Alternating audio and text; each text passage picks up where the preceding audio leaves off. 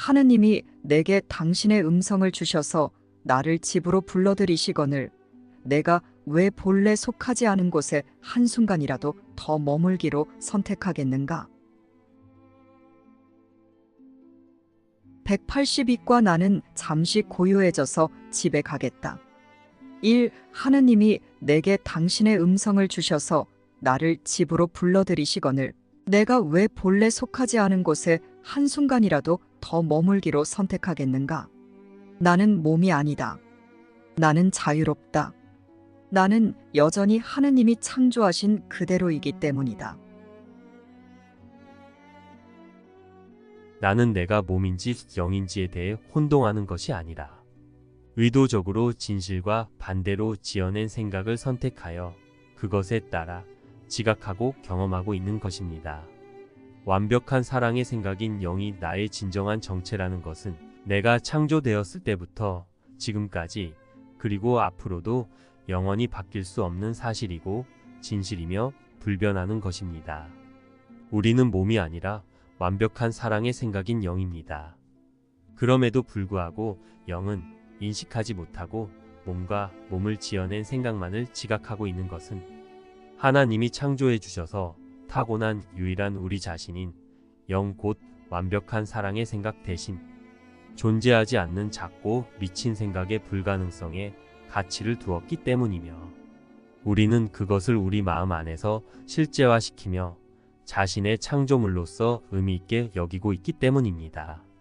가치 있다고 여기는 것에 의미를 부여하여 그것을 실제화시킨 것이 바로 존재하지 않는 작고 미친 생각인 바로 이것, 우리가 우리 자신을 창조하는 것이었습니다.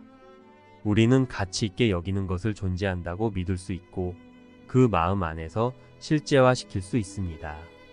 그런데 우리는 우리를 창조하시고 우리를 존재하게 하는 완벽한 사랑의 생각이신 하나님으로부터 분리되어 자신이 자신을 창조하는 창조자가 되는 것을 가치 있게 여겼기에 그 의지와 뜻함의 강력한 염원으로 인해서 그러한 상태를 지각하고 경험하는 꿈을 스스로 지어냈습니다.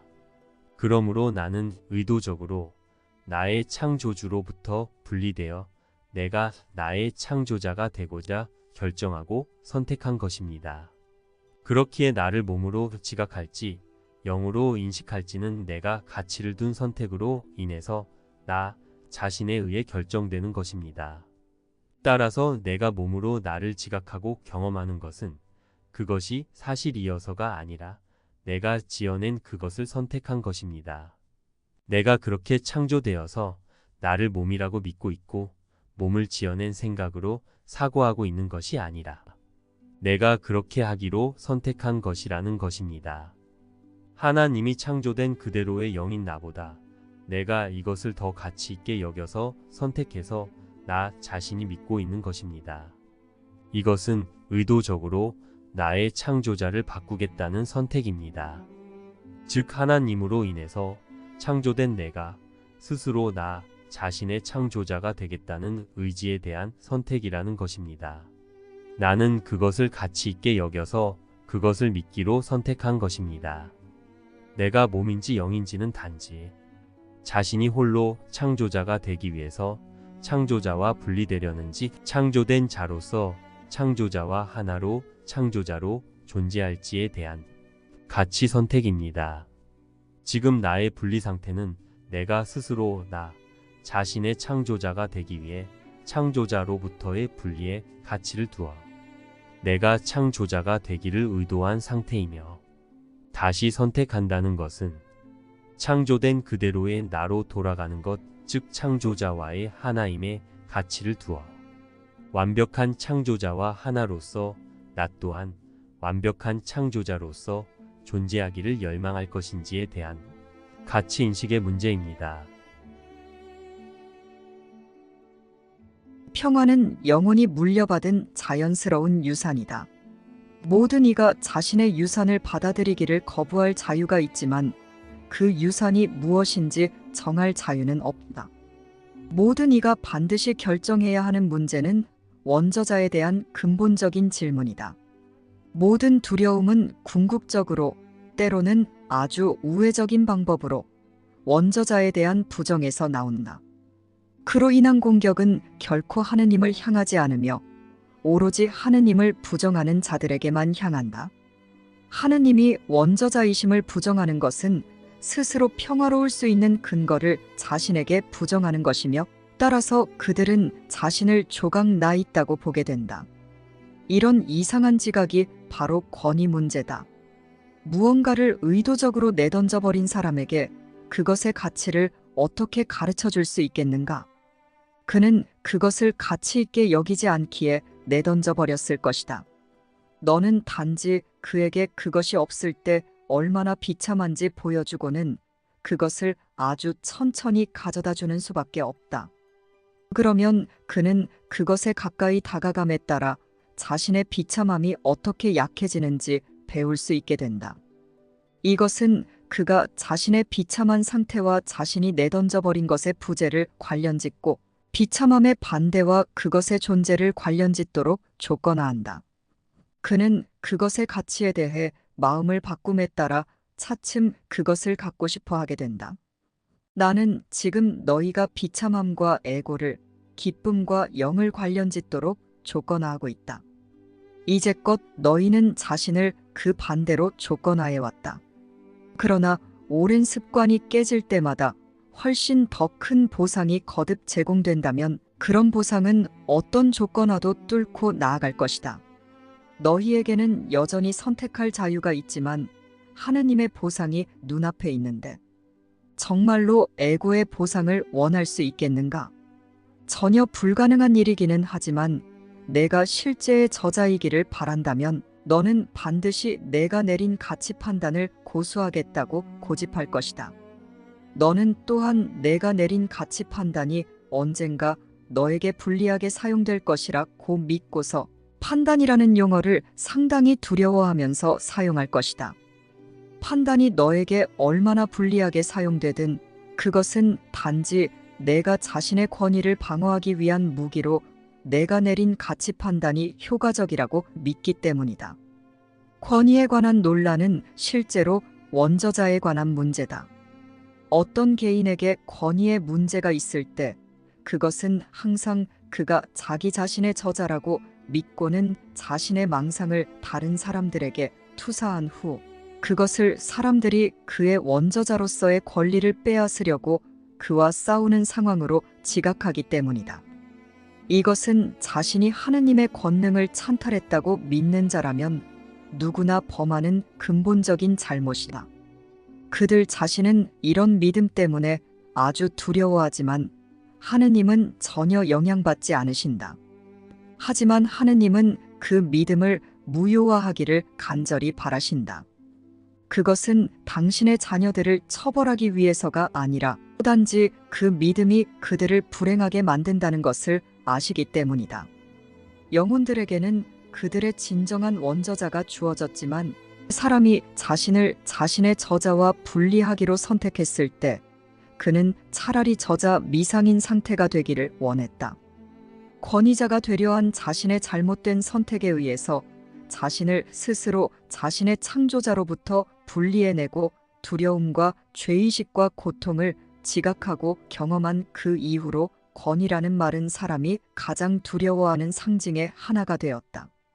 자신이 권위자가 되려 하여 스스로를 비참함에 빠뜨리고는 그것을 하나님에게 전가하기 위해 권위라는 말은 엄청난 잔인함을 나타내기 위해 사용되었는데 이것은 사람이 자신이 한 선택을 유지하기 위해 그것을 돌이키지 않기 위해 그것을 자신이 했다는 것을 잊었으므로 자신의 진정한 원저자에 대해 확신하지 못하여 자신이 저자 미상으로 창조되었다고 믿기 때문이다. 이로 인해 사람은 자기 자신을 창조했을 가능성에 대해 고려하는 것이 의미 있게 들리는 입장에 처하게 되었다. 원저자를 둘러싼 논쟁은 사람 마음에 이렇게 큰 불확실성을 남김으로써 심지어 어떤 사람은 자신이 과연 실제로 존재하기는 하는 건지 의심하기도 했다. 이런 입장은 그 명백한 모순에도 불구하고 어떤 면에서 그가 자신을 창조했다는 관점보다는 더 설득력이 있다. 이런 입장은 최소한 존재하기 위해서는 어떤 진정한 원저자가 필요하다는 사실을 인정하기 때문이다. 평화는 영혼이 물려받은 자연스러운 유산이다.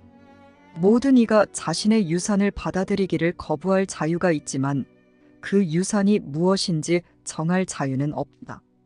모든 이가 반드시 결정해야 하는 문제는 원저자에 대한 근본적인 질문이다.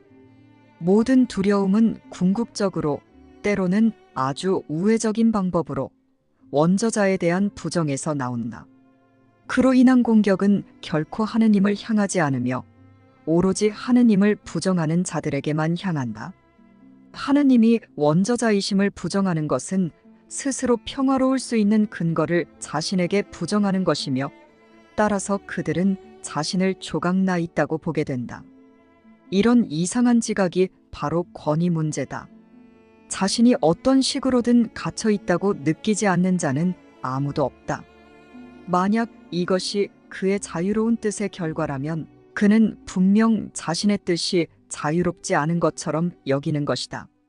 그렇지 않다면 그는 자신이 처한 입장과 관련된 명백한 순환 논리를 분명히 깨달았을 것이다.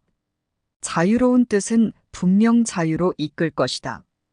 분리를 가치 있게 여긴 가치 판단은 아주 불안정한 욕구의 잣대에 따라 실제의 단편들을 분리하기에 항상 가둔다. 소망은 정의상 사실이 아니다. 소망한다는 것은 뜻하기가 충분하지 않음을 함축한다. 게다가 소망한 대상이 뜻한 대상만큼 실제한다고 믿는 자는 아무도 없다. 너희는 먼저 하늘나라를 구하라 라고 말하는 대신에 너희는 먼저 하늘나라를 뜻하라 라고 말하라. 그러면 나는 내가 참으로 누구인지 알며 나 자신의 유산을 받아들이기로 뜻한다 라고 말하는 것이다. 마음은 홀로 창조자가 될 수 없습니다. 마음은 생각을 확장하는 생각에 속한 기능이기에 생각을 떠나서는 빈 껍데기일 뿐입니다. 생각과 하나일 때 마음은 제자리에서 제 기능을 하는 창조자로서 존재할 수 있습니다. 그러므로 완벽한 사랑의 생각으로부터 분리되려 하는 마음은 실제 생각의 창조자가 아닌 가짜인 망상을 지어내는 꿈꾸는 자가 될 뿐입니다. 생각이 마음의 생명이고 집이기에 마음은 생각을 떠나서 홀로 창조자가 될 수 없습니다. 그것은 아무 생각 없는 무지와 어둠의 혼란이고 비참함이며 그것에 가치를 두어 그것을 실제화하여 지각하고 경험한다면 공허함의 비참함과 두려움과 죄의식과 고통을 지각하고 경험하게 됩니다. 이것이 지금 우리의 상태입니다. 사람의 마음은 환상에 사로잡힐 수 있지만 그의 영은 영원히 자유롭다. 사랑 없이 지각하는 마음은 빈 껍데기를 지각하면서 그 안의 영을 알아차리지 못한다. 그러나 사랑의 생각을 공유하여 마음을 제자리로 회복하게 하는 속죄는 영혼, 곧 영의 마음을 제자리로 회복해준다. 영을 섬기는 마음은 상처받을 수 없다. 영혼, 곧 영의 마음은 영원히 은혜받은 상태에 있다. 사람의 실제는 오로지 그의 영혼, 곧 영의 마음이다. 따라서 사람은 영원히 은혜받은 상태에 있다. 오로지 마음만이 하나님의 생각을 공유하기인 속죄가 필요하다. 기적은 마음을 영을 섬기는 위치에 놓아줌으로써 그리스도의 속죄에 동참한다. 이것은 마음의 제 기능을 확립하고 마음의 잘못을 교정한다. 속죄는 하나님의 사랑의 생각의 공유에 대한 레슨이며 내가 공유하는 방법을 잊었기에 너에게 주어졌다. 기적은 공유하기에 대한 레슨이기에 사랑에 대한 레슨이며 사랑은 정령 기쁨이다. 하느님의 아이들은 완벽한 신뢰의 느낌에서 비롯되는 완벽한 편안함을 누릴 권리가 있다. 속죄는 이러한 관점에서 모든 잘못을 무효화함으로써 두려움의 진짜 근원을 뿌리 뽑는다. 이렇게 안심시켜 주시는 하느님의 말씀을 위협적이라고 느낀다면 그것은 항상 내가 잘못된 것, 즉 창조자로부터 분리되어 스스로 창조자가 되려는 망상에 충정하면서 그것을 방어하고 있기 때문이다. 기적은 바른 사고의 사례다. 모든 수준에서 실제인 영, 곧 완벽한 사랑의 생각과의 접촉이 강하고 정확해져서 한 사람 안에서는 물론 다른 사람들 사이에서도 경계선이 바르게 그려지게 된다. 그 결과 기적을 행하는 자의 지각은 하느님이 창조하신 대로의 진리에 맞춰 정렬된다. 기적은 내가 거짓된 사고방식 안으로 도입한 교정 요인이다. 기적은 일종의 촉매로 작용하여 그릇된 지각을 뒤흔들어 적절하게 재정돈한다. 이것은 사람을 속죄 원리 아래에 두며 그곳에서 그의 지각이 치유된다. 마음은 그렇게 하기로 선택한다면 영이 자신의 창조를 따라 창조하는 수단이 된다. 그렇게 하기로 자유롭게 선택하지 않는다면 마음은 자신의 창조적 잠재력은 보유하겠지만 자신을 진정으로 권위 있는 통제가 아닌 폭정 아래 두게 된다. 그 결과 마음은 감금한다. 그러한 것이 바로 마음 스스로가 자신의 창조자로서 자신을 가두는 폭군의 명령이기 때문이다. 너의 마음을 변화시킨다는 것은 곧 그것을 진정한 권위의 처분에 맡긴다는 뜻이다. 이와 같이 기적은 마음이 완벽한 사랑의 생각인 모두의 자아 곧 영인 그리스도를 섬기기 위해 그의 인도를 받기로 선택했다는 표시이다. 그리스도의 풍요는 그를 따르겠다는 선택의 자연스러운 결과다. 스스로가 창조자가 되겠다는 분리의 얕은 뿌리는 너를 지탱해 줄 만큼 깊지 않기에 전부 뿌리 뽑아야 한다. 이 얕은 뿌리를 깊게 해서 지탱하게 만들 수 있다는 환상이야말로 역전된 황금률이 근거하는 왜곡들 가운데 하나다. 이런 가짜 지지대를 포기함에 따라 평형 상태가 일시적으로 불안정하게 되는 것을 경험한다. 하지만 사실 위아래가 뒤집힌 방향보다 더 불안정한 것은 없다. 또한 방향을 가짜 지지대로 그렇게 유지해 주는 것이 안정성을 높이는데 진정으로 도움이 될 수는 없다. 기적은 몸과의 동일시를 부정하고 영과의 동일시를 확인하기에 치유한다. 기적은 영을 지각함으로써 수준들을 조정하여 그것들을 제대로 정렬된 상태로 본다.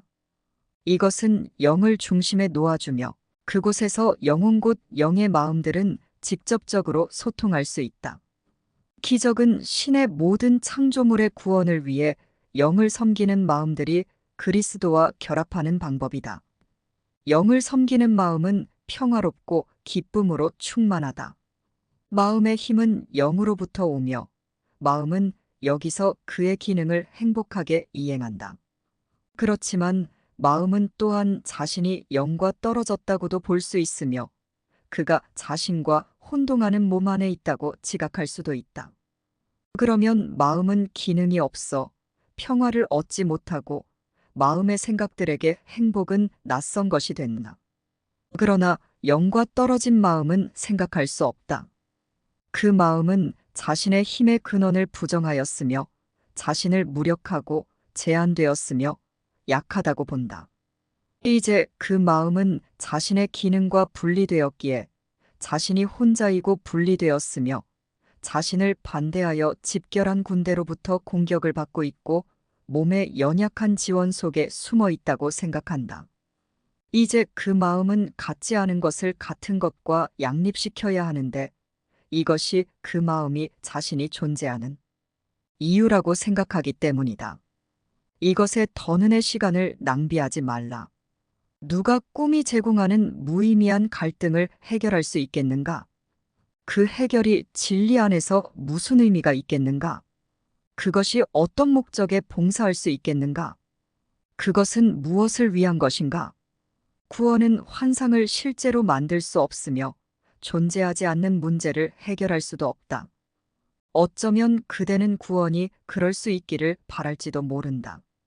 그렇다면 그대는 신의 사랑하시는 아들의 해방을 위한 그분의 계획을 그에게 고통을 가져다 주고 그를 해방시키지 못하게 하는 것으로 만들고자 하는가?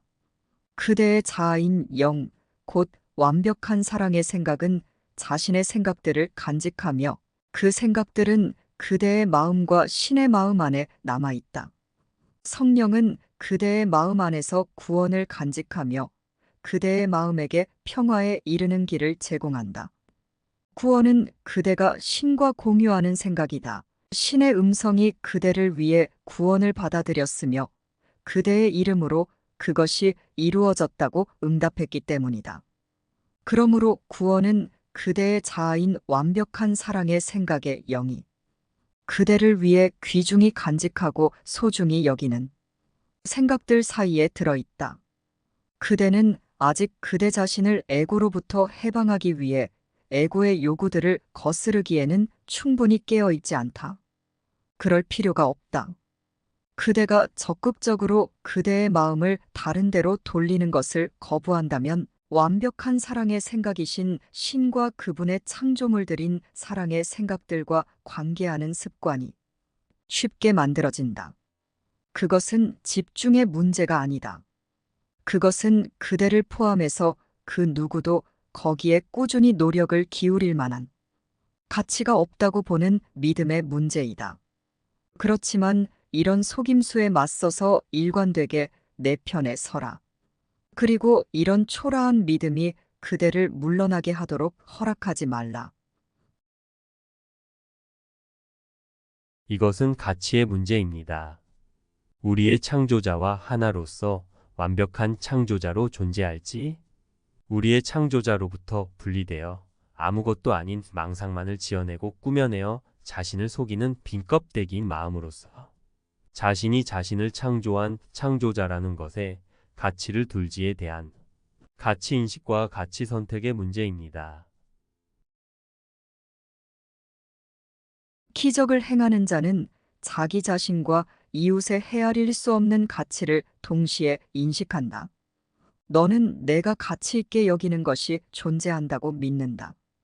에고는 영원성의 아이디어와 이상하게 타협하는 몇몇 방법을 장려하여 자신은 위태로워지지 않으면서도 마음을 만족시켜 보려는 노력의 일환으로서 영원성의 개념을 중요하지 않은 것과 관련 지으려는 괴상한 시도를 많이 했다. 그대의 마음에서 에고의 유혹들을 경계하여 살피고 그것에 속지 말라. 에고는 그대에게 아무것도 주지 않는다는 것을 알라. 그대가 자청한 낙심의 상태를 포기했을 때 그대의 마음이 어떻게 집중하고 피로를 극복하며 치유될 수 있는지 알게 될 것이다. 낙심하는 자들은 그들 자신에게나 나에게나 쓸모가 없지만 오직 에고만이 실로 낙심할 수 있다. 그대 자신을 기쁘게 할 기회가 얼마나 많았는지, 그리고 그 중에 얼마나 많은 기회를 그대가 거절했는지 정말로 잘 생각해 본 적이 있는가? 신의 아들의 권능에는 한계가 없다. 그러나 그 스스로가 자신이 선택하는 만큼 그 권능의 표현을 제한할 수 있다. 너의 가치는 하느님이 확립하셨다. 천국에는 우상 숭배자가 없다. 하지만 하느님이 창조하신 모든 영혼의 가치에 대한 깊은 이해는 있다. 그곳에는 각 영혼이 하느님의 일부라는 고요한 알미 있기 때문이다. 하느님의 아들은 자신이 창조자라고 주장하기 위해 지어낸 무의미한 생각들의 우상을 알지 못하지만 자신의 아버지는 안다. 이 세상에서의 건강은 천국에서의 가치에 상응하는 것이다. 나는 너희에게 나의 대단한 업적이 아니라 나의 사랑을 선사한다. 나는 왕국에 오직 사랑만 주었으니 나는 사랑이 나의 정체임을 믿었기 때문이다. 그대가 그대의 정체라고 믿는 그것이 그대의 선물을 결정한다. 그리고 신께서 당신 자신을 그대로서 확장하심으로써 그대를 창조하셨으므로 그대도 오직 그대 자신을 신처럼만 확장할 수 있다. 기쁨과 영원은 분리될 수 없기에 오직 기쁨만이 영원히 증대한다. 신께서는 한계를 넘고 시간을 초월하여 밖을 향하여 확장하신다. 그리고 신과 공동 창조자인 그대도 그분의 왕국을 영원히 그리고 한계 너머로 확장한다. 영원은 창조에 지울 수 없는 특징이다. 영원한 자는 영원히 평화와 기쁨 속에 머문다. 신처럼 생각하는 것은 그대의 정체에 대한 그분의 확신을 공유하는 것이며, 신처럼 창조하는 것은 신께서 그대와 공유하시는 완벽한 사랑을 공유하는 것이다. 바로 이것으로 성령은 그대를 이끌어 그대의 기쁨이 완전해지도록 한다. 왜냐하면 신의 왕국은 온전하기 때문이다. 나는 너희에게 나의 대단한 업적이 아니라 나의 사랑을 선사한다. 너희는 자신을 가치 있게 여기지 않기 때문이다. 내가 자신인 완벽한 사랑의 생각을 가치 있게 여기지 않을 때 병이 들지만 너의 가치에 대한 나의 평가는 너를 치유할 수 있다. 왜냐하면 하느님 아들의 가치는 하나이기 때문이다. 천국은 영혼의 권리이다. 영혼의 아름다움과 위엄은 의심을 훌쩍 뛰어넘어 지각을 초월해 있으며 하느님께 전적으로 가치 있고 오로지 하느님께만 가치 있는 완벽한 사랑의 생각인 피조물들에 대한 하느님 사랑의 표시로 영원히 서 있다. 다른 어떤 것도 하느님이 몸소 창조하신 자를 위한 선물이 될 만한 가치가 충분히 없다. 하느님의 빛 속에 사는 하느님의 생각들은 얼마나 아름다운지. 너의 가치는 의심 너머에 있기에 지각 너머에 있다. 너 자신을 다른 빛 속에서 지각하지 말라. 너 자신을 유일한 빛 속에서 알라. 그 빛 속에서 바로 너 자신인 기적은 더없이 명백하다. 우리는 기적, 즉 속죄의 표현은 언제나 가치 있는 자가 가치 있는 자에게 보내는 진정한 존경의 표시임을 강조했다. 이 가치는 완벽한 사랑의 생각을 공유하여 이해하고 진가를 알아보고 사랑하는 속죄에 의해 재확립된다. 최후의 심판은 일종의 바른 평가 과정이라고 불릴 수 있을 것이다. 그것은 단지 모든 사람이 무엇이 가치 있고 무엇이 가치 없는지 결국에는 이해하게 될 것임을 의미할 뿐이다. 그런 후에야 사람의 선택 능력이 제 방향을 찾을 수 있다. 하지만 그런 구분을 하기 전에는 자유로운 뜻과 갇힌 뜻 사이에서 계속 오락가락할 수밖에 없다. 자유를 향한 첫 단계에는 반드시 성령을 통해 배워서 무엇이 가치 있고 무엇이 가치 없는지 결국에는 이해하고 진가를 알아보아서 참된 것, 곧 하나님이 창조하신 생각의 마음에서 거짓된 것, 곧 홀로 창조자가 되어 만든 생각을 골라내는 과정이 수반되어야 한다. 이것은 오로지 건설적인 의미에서의 구분 과정으로서 요한계시록의 진정한 의미를 반영한다. 하느님이 당신의 피조물들을 바라보고 그것이 좋다는 것을 아셨듯이 사람도 결국에는 자신의 창조물들인 완벽한 사랑의 생각들을 바라보며 오로지 좋은 것만을 간직하기로 뜻할 것이다. 이 시점에서 마음의 뜻은 하나님과 함께 공동으로 창조한 자신의 창조물들인 완벽한 사랑의 생각의 엄청난 가치로 인하여 그것들을 사랑스럽게 바라보기 시작할 수 있다.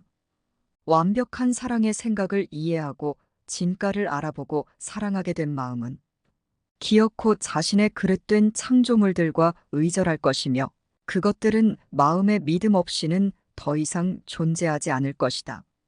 의미 있는 추구란 의식적으로 착수되고 의식적으로 조직되며 의식적으로 방향 설정되는 것이다. 목표는 뚜렷이 세워 마음에 새겨두어야 한다. 나는 어느 정도 경험 있는 교사로서 배우는 것과 배우려고 소망하는 것은 불가분의 관계에 있음을 일깨워주고자 한다. 모든 학습자들은 배우려고 하는 내용이 자신에게 가치가 있다고 믿을 때 가장 잘 배운다. 하지만 이 세상의 가치들은 위계가 있으며 내가 배우고 싶어 할 수도 있는 모든 것에 지속적인 가치가 있는 것도 아니다. 사실 내가 배우고 싶어 하는 것 중에 많은 것은 그 가치가 지속되지 않을 것이라는 이유 때문에 선택된다. 영원한 것은 분명 하느님에게서 나오기에 에고는 영원한 것이라면 그 무엇에도 전념하지 않는 것이 유리하다고 생각한다. 완벽한 사랑의 생각이 주는 기쁨은 영원하다. 행복처럼 보이는 것이라도 지속되지 않는다면 실제로는 두려움임을 정말로 확신해도 좋다. 기쁨은 슬픔으로 바뀌지 않는다. 왜냐하면 영원한 것은 변할 수 없기 때문이다. 그러나 슬픔은 기쁨으로 바뀔 수 있다. 왜냐하면 시간은 영혼에게 길을 내주고 비켜나기 때문이다. 오직 초시간적인 것만이 틀림없이 변하지 않고 남아있을 것이지만 시간 안의 모든 것은 시간과 함께 변할 수 있다.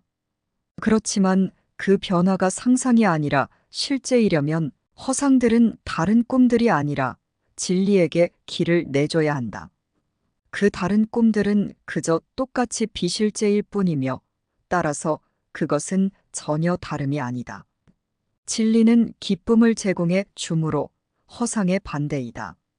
비참함의 반대가 기쁨이 아니라면 무엇일 수 있겠는가? 한 종류의 비참함을 떠나 다른 종류의 비참함을 구하는 것은 벗어남이라고 할 수 없다. 허상들을 바꾸는 것은 전혀 바꾸는 것이 아니다. 비참함에서 기쁨을 구하는 것은 무의미하다. 기쁨이 어떻게 비참함에서 발견될 수 있겠는가? 비참함의 어두운 세상에서 가능한 것이라고는 비참함의 몇몇 측면들을 골라내서 그것들을 다르다고 보고 그 다름을 기쁨이라고 정의하는 것뿐이다. 그렇지만 다름이 없는 곳에서 다름을 지각하는 것은 분명히 다름을 만들어낼 수 없을 것이다. 허상은 허상을 믿는 자들에게 오로지 죄의식과 고난, 병과 죽음을 가져다 줄 뿐이다. 허상이 받아들여지는 형태는 아무 상관없다. 어떤 형태의 비참함도 성령에 의해 일으켜진 마음의 이성의 눈에는 기쁨과 혼동될 수 없다. 그러니 그대의 받침이 영원한 것을 향하도록 하고 어떻게 하면 영원한 것을 방해하여 시간의 노예로 만들지 않을 수 있는지 그 방법을 배워라. 왜냐하면 그대가 영원한 것에 행한다고 생각하는 것을 그대는 자신에게 행하기 때문이다. 신께서 당신의 아들로 창조하신 자는 그의 창조주와 더불어 만물의 주이므로 어떤 것의 노예도 아니다. 나는 완벽한 사랑의 생각이신 하나님이라는 창조자와 하나로서 완벽한 창조자입니다. 하나님이 당신과 나를 똑같이 창조하시고 나를 당신과 하나로서 공동 창조자로서 창조하셨기에 하나님과 하나일 때만 나는 완벽한 창조자입니다. 그러한 완벽한 사랑의 생각으로부터 분리되어 나 스스로 나의 창조자가 되겠다고 하는 아이디어는 나를 비참함의 노예로 그 아이디어에 갇혀 있게 합니다. 그래서 나는 나의 근원인 사랑으로부터 분리되어 사랑 없는 빈 껍데기의 마음으로 헛된 망상만을 지어내는 왜소한 마음이 되어 허장성세의 거짓으로 과시하기 급급하며 결핍에 허덕이며 빼앗아야만 산다고 생각하고 비교하고 질투하고 미워하고 공격하기며 너무나 피로하고 지쳐 있습니다.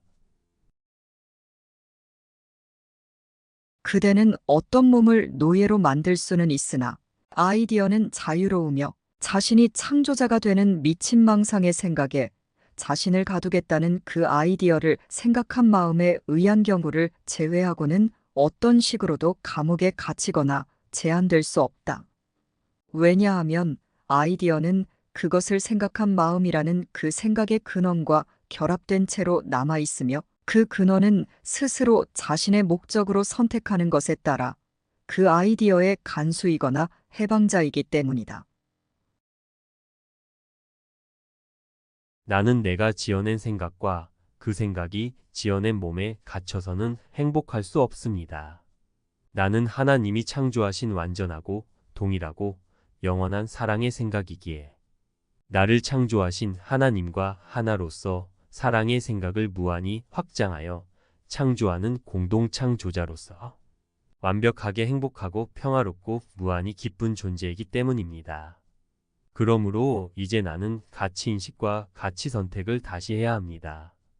나는 영원한 생각, 실제 생각, 나의 진정한 정체이고 유일한 진리인 완벽한 사랑의 생각만을 가치 있게 여겨 나의 창조자이신 그 사랑의 생각과 하나로서 완벽한 공동창조자로서 행복한 것에 가치를 둘지. 내가 지어낸 사랑 없는 반대쌍의 생각들을 가치 있게 여기며 분리되어 내가 창조자가 되어 두려움과 비참함의 창시자가 되는데 가치를 둘지를 다시 선택해야 합니다.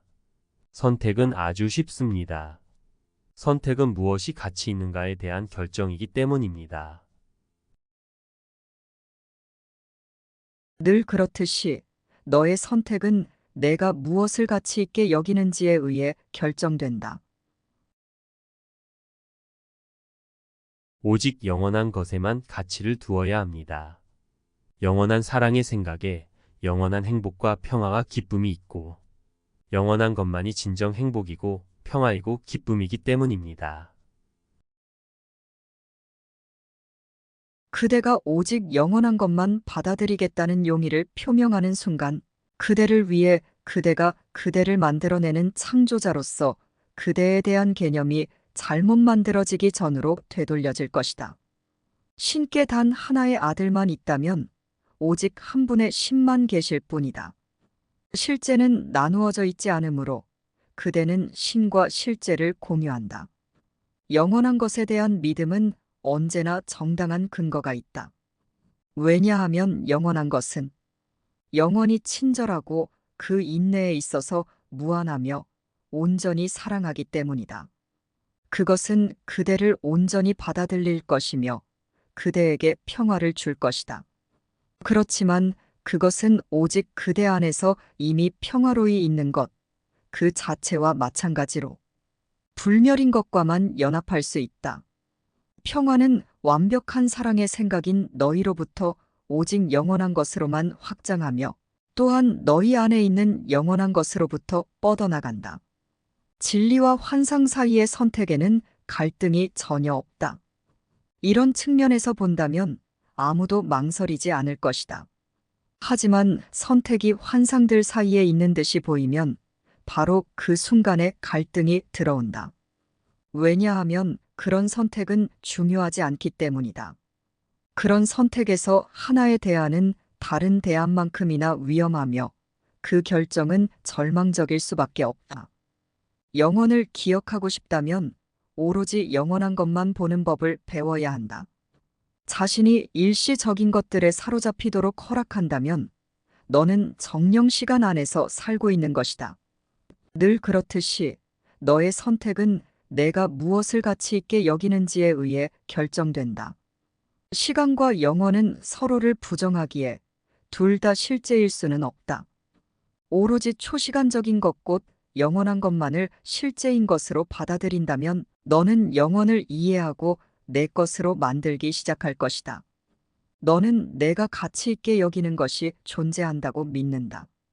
그대가 적극적으로 그대의 마음을 다른 데로 돌리는 것을 거부한다면 완벽한 사랑의 생각이신 신과 그분의 창조물들인 사랑의 생각들과 관계하는 습관이 쉽게 만들어진다. 그것은 집중의 문제가 아니다. 그것은 그대를 포함해서 그 누구도 거기에 꾸준히 노력을 기울일 만한 가치가 없다고 보는 믿음의 문제이다. 영원한 것은 완벽한 사랑의 생각입니다. 완벽한 사랑의 생각이 하나님이며 나이며 형제입니다. 기적은 완벽한 사랑의 생각으로 다시 하나 되는 것입니다. 기적은 마음들을 하느님 안에서 하나로 만든다. 기적은 협력에 의존한다. 오나들은 하느님이 창조하신 모든 영혼들의 총합이기 때문이다. 따라서 기적은 시간의 법칙이 아닌 영혼의 법칙에 의거한다. 하느님의 음성이 내 안에 있음을 아는데 내가 왜 미친 부름이 끊임없이 너를 불러댄다고 생각하면서 귀 기울여야 하는가? 하느님은 당신의 영, 곧 완벽한 사랑의 생각을 너에게 맡기셨으니 이제 너의 영, 곧 생각을 당신께 맡기라고 청하신다. 하느님은 너의 영을 완벽한 평화 속에 간직하기를 뜻하신다. 너는 하느님과 하나의 마음이자 하나의 영이기 때문이다. 너 자신을 속죄에서 제외하는 것은 에고가 자신의 생존을 위해 사용하는 최후의 방어수단이다. 그것은 분리해야 하는 에고의 필요뿐만 아니라 에고의 분리를 편들려는 너의 용의도 반영한다. 이러한 용의는 내가 치유되고 싶어 하지 않음을 의미한다. 그러나 때는 바로 지금이다. 하느님의 아들이 자신의 영곧 완벽한 사랑의 생각을 아버지의 손에 맡긴다면 아무것도 그를 이길 수 없다. 그렇게 함으로써 마음은 잠에서 깨어나 자신의 창조주를 기억한다. 분리의 느낌이 전부 사라지고 수준 혼동도 자취를 감춘다. 하느님의 아들은 아버지와 아들과 성령의 성삼위일체의 일부이지만 삼위일체 자체는 하나다. 삼위의 수준들은 한마음 한뜻이기에 그 안에는 혼동이 없다. 이와 같은 한마음 한뜻의 유일한 목적은 마음과 생각의 완벽한 통합을 창조하고 하느님의 평화를 확립한다.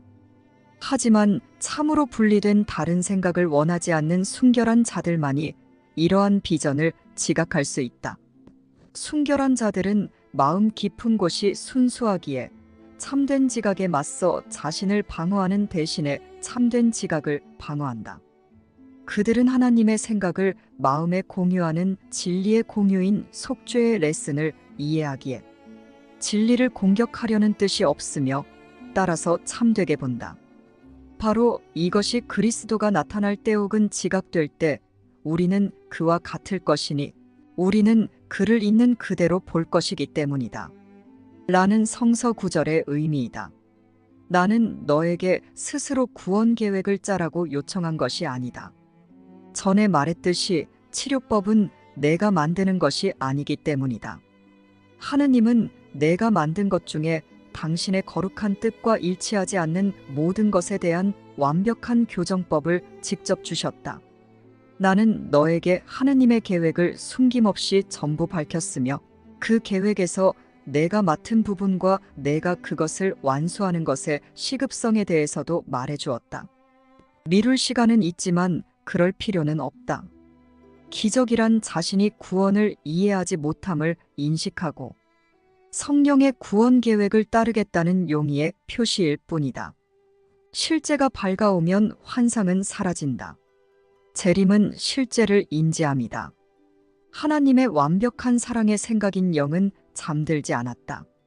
하지만 완벽한 사랑의 생각인 영을 지각하고 기뻐할 수 있는 부분인 마음은 그 생각을 공유하지 않고 소통을 단절하려는 분리의 염원의 가치를 둠으로 인해서 과연 잠들었다. 그것은 집중의 문제가 아니다. 그것은 그대를 포함해서 그 누구도 거기에 꾸준히 노력을 기울일 만한 가치가 없다고 보는 믿음의 문제이다. 너는 내가 가치 있게 여기는 것이 존재한다고 믿는다. 그대가 적극적으로 그대의 마음을 다른 데로 돌리는 것을 거부한다면 완벽한 사랑의 생각이신 신과 그분의 창조물들인 사랑의 생각들과 관계하는 습관이 쉽게 만들어진다. 우리는 구원의 창가를 홀로 부를 수 없다. 내가 나의 음성과 더불어 모든 음성을 높이 돋우기 전에는 나의 임무를 마칠 수 없다. 하지만 그 노래는 나의 것이 아니다. 그것은 내가 너에게 주는 선물이듯 아버지가 당신의 영을 통해 나에게 주신 선물이었기 때문이다. 그 노랫소리는 하느님의 가장 거룩한 아들의 마음에서 슬픔을 몰아낼 것이다. 슬픔은 그곳에 머물러 살 수 없다. 너는 육체를 보거나 영을 인식한다. 이 둘 사이에 절충안이란 없다. 그중 하나가 실제라면 다른 하나는 가짜일 수밖에 없다. 실제인 것은 그 반대되는 것을 부정하기 때문이다. 비전에 있어서 이 하나의 선택 외에 다른 선택이란 없다. 이에 관한 너의 결정은 내가 바라보고 실제라고 생각하고 참이라고 여기는 모든 것을 결정한다. 이 하나의 선택에 너의 온 세상이 달려있다. 이 하나의 선택으로 너는 자신의 정체를 육체나 영이라고 확실히 믿게 되었기 때문이다. 육체를 선택한다면 너는 결코 자신의 실제로서 몸을 벗어나지 못할 것이다. 그럴 때 너는 너의 실제가 그러하기를 원한다고 선택한 것이기 때문이다. 그러나 영을 선택한다면 천국 전체가 내려와 너의 눈을 어루만지면서 너의 거룩한 시각을 축복할 것이다. 따라서 너는 다만 치유하고 위로하고 축복하기 위해서만 육체의 세상을 보게 될 것이다. 이곳에서 하느님의 아들은 실제의 반영을 공유함으로써 실제의 진리를 유일한 지각으로 받아들이게 된다. 이런 식으로 그는 아버지를 점점 더 분명히 기억하게 되며 자신의 실제가 아닌 그 무엇에도 더 이상 만족할 수 없게 된다. 사랑을 가리기 위해 너의 생각이라는 장애물을 세운 두려움이 그 분리의 영원 밑에 있는 사랑에게 굴복함으로써 두려움이 사라진다. 평화를 제거하고 성령을 내게서 몰아내려는 욕구는 내가 성령을 사랑한다는 조용한 인식 앞에서 사라진다. 몸에 대한 예찬은 내가 영의 편에 섬으로써 포기하게 된다. 너는 결코 몸을 사랑할 수 없었던 만큼이나 영을 사랑한다. 죽음의 매력은 사랑의 매력이 소용돌이치며 너를 부를 때 영원히 사라진다. 사랑을 가로막는 장애물들 너머에서 사랑 자체가 너를 불렀고 그것들은 그 너머에 있는 것에 완벽한 사랑의 생각의 강렬한 매력으로 극복되었다. 너는 몸인가? 그렇다면 너는 온 세상을 믿을 수 없고 사리에 가득 찬 곳으로 지각할 것이다. 너는 부패의 조짐과 죄의 얼룩이 건드리지 못한 죽지 않는 영인가? 그러면 세상은 안정적이고 너의 신뢰를 받을 충분한 자격이 있는 잠시 안식할 수 있는 행복한 곳으로 보인다. 그곳에는 두려워해야 할 것이 아무것도 없고 모든 것이 사랑받는다. 가슴 깊이 친절한 자가 그 누구를 환영하지 않겠는가? 참으로 순결한 자를 그 무엇이 해칠 수 있겠는가? 하느님의 거룩한 아이야, 너의 뜻은 이루어진다. 내가 땅에 있다고 생각하든 천국에 있다고 생각하든 상관없다. 아버지가 너를 위해 뜻하시는 것은 결코 변할 수 없다. 내 안의 진리는 여전히 하늘의 별처럼 빛나고 빛처럼 순수하며 사랑 자체만큼이나 순결하다. 너는 정녕 너의 뜻이 이루어질 자격이 있다. 믿음이란 존재하지 않는 것에 쉽게 속아 넘어가는 것이 아니라 완벽하게 존재하는 영원한 것을 받아들이고 가치를 인식하는 것이다. 너는 믿지 않는 것의 가치를 인식할 수 없고 가치 없다고 여기는 것에 감사할 수도 없다. 겸손은 너에게 하나님 아들로서의 영광을 이해하고 죄의 오만을 인식하는 법을 가르쳐주기 위해 왔다. 우리는 자아 개념에서 오만을 지각하였다.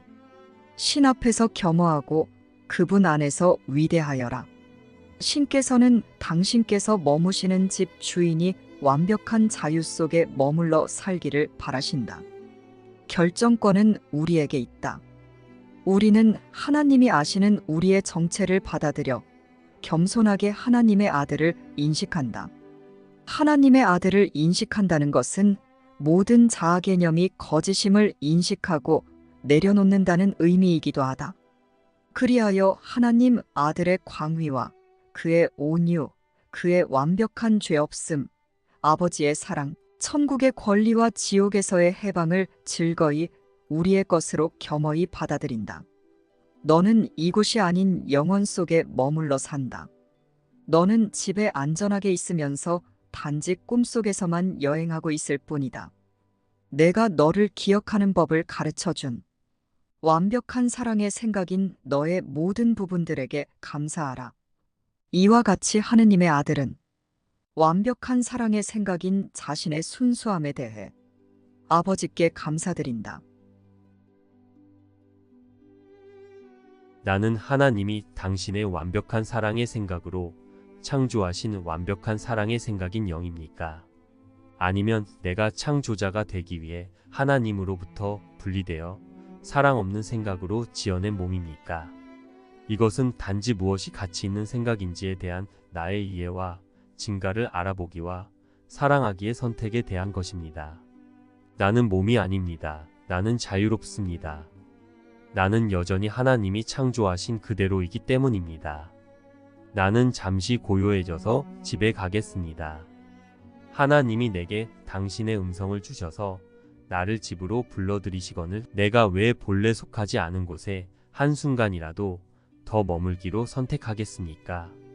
나는 나와 형제 모두를 완벽하게 당신과 하나인 사랑의 생각으로 창조해 주시고 당신과 함께 영원한 사랑을 무한히 확장하는 공동 창조자로서 기쁨과 평화와 행복이 영원하고 무한한 사랑으로 우리를 존재하게 하신 하나님께 감사드립니다.